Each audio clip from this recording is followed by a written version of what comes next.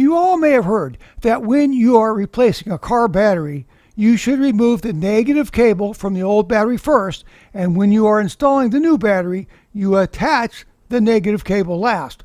Thus the saying, first off and last on for the negative cable. But why is this? In this short video, I'll explain why.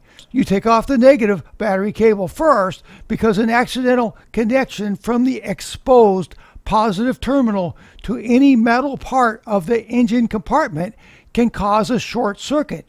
But if you disconnect the negative terminal first, there is no short hazard from the positive terminal to any metal part of the car. Also, the negative cable is the ground cable. It is always connected to the frame or metal body and can be safely disconnected with no chance of causing sparks. If it is left attached and you start working on the positive terminal, you may get dangerous sparks. So to remove the danger of a short circuit and or sparks, remove the negative cable first. The reason to connect the positive cable first before connecting the negative cable when installing your new battery is that if you were to tighten the negative cable first before the positive, you might touch the metal body of the car with your metal wrench when attaching the positive cable, and once again you could cause a short circuit and or dangerous sparks. So when it comes to the negative battery terminal, first off, last on. Another great tip when changing your car battery is to use a memory saver before you start disconnecting the old battery.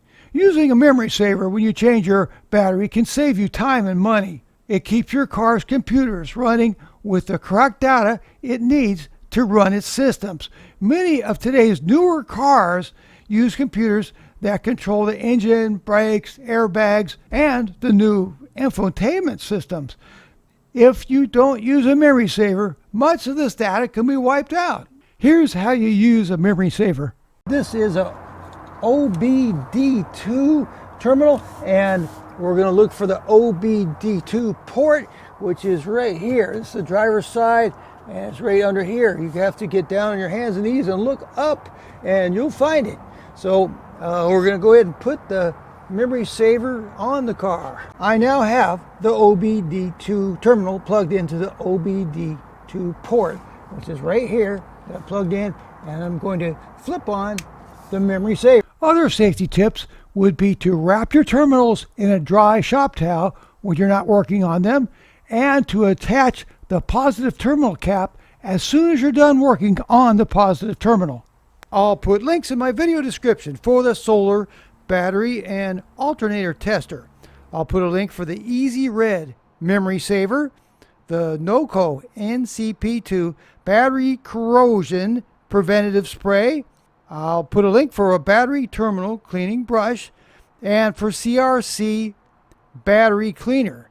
Also, I'll put links for 12 pieces of anti-corrosion felt washers, and I'll put a link for CRC dielectric grease. Thanks. I hope this video was helpful.